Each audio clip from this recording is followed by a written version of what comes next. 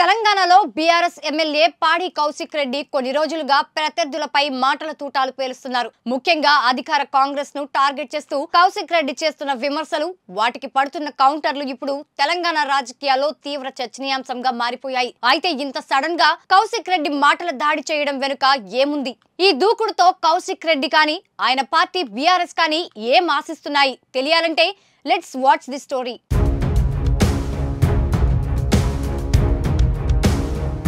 గత కొన్ని రోజులుగా బీఆర్ఎస్ ఎమ్మెల్యే పాడి కౌశిక్ రెడ్డి దూకుడు చూస్తుంటే దీని వెనక ఏదో ఉందనే చర్చ రాజకీయ వర్గాల్లో మొదలైంది. రాష్ట్రంలో అధికార కాంగ్రెస్ లోకి ఫిరాయించిన తమ ఎమ్మెల్యేలపై అనర్హత వేటు పడుతుందనే ఆలోచనలో బీఆర్ఎస్ ఉంది.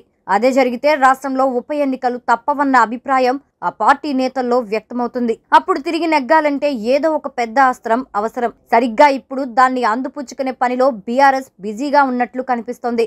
ఇందులో భాగమే ఎమ్మెల్యే కౌశిక్ రెడ్డి దూకుడు అన్న చర్చ జరుగుతోంది.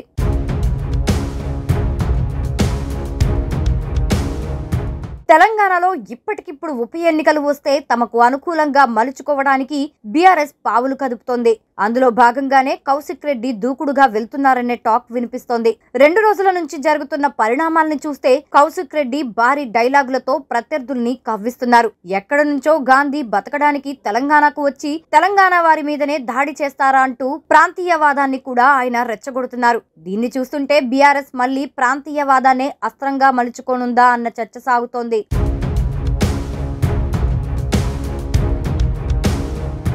తెలంగాణలో ప్రస్తుతం దానం నాగేందర్, కడియం శ్రీహరి, తెల్లం వెంకట్రావుల అనర్హత పిటిషన్లను 4 వారాల్లో తేల్చాలని హైకోర్టు ఆదేశాలు ఇచ్చింది. ఒకవేళ నిర్ణయం తీసుకోకుంటే తామే సుమోటోగా మరోసారి విచారిస్తామని చెప్పింది. దీంతో ఈ ముగ్గురు ఎమ్మెల్యేల మీద అనర్హత వేటు కాస్త అటు ఇటులో ఖాయమనే చెప్పాలి. మరోవైపు అక్టోబర్ 9వ తేదీలోగా 16 మంది ఎమ్మెల్యేలను కాంగ్రెస్ లో చేర్చుకుంటే అప్పుడు బీఆర్ఎస్ ఎల్పీ విలీనమవుతుంది. లేదంటే పార్టీలో చేరిన 10 మంది ఎమ్మెల్యేలకు డేంజర్ బెల్స్ తప్పవు.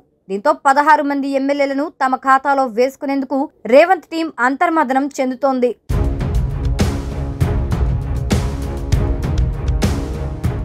మరోవైపు దేశంలో పార్టీ ఫిరాయింపుల మీద యుద్ధం చేస్తున్న కాంగ్రెస్ తెలంగాణలో మళ్లీ అవే ఫిరాయింపుల్ని ప్రోత్సహించడం ఆ పార్టీ పెద్దలకు ఇబ్బందికరంగా మారింది. ఇలాంటి తరుణంలో కాంగ్రెస్ పై మరింత ఒత్తిడి పెంచడంతో పాటు తమ పార్టీని రక్షించుకునేందుకు బీఆర్ఎస్ కౌశిక్ రెడ్డిని అడ్డుపెట్టి తెలంగాణ వాదాన్ని తెరపైకి తెస్తుందన్న ప్రచారం జరుగుతోంది. దీనికి కౌంటర్ గా కాంగ్రెస్ ఏం చెయ్యబోతుందో అన్న ఆసక్తి పెరుగుతోంది.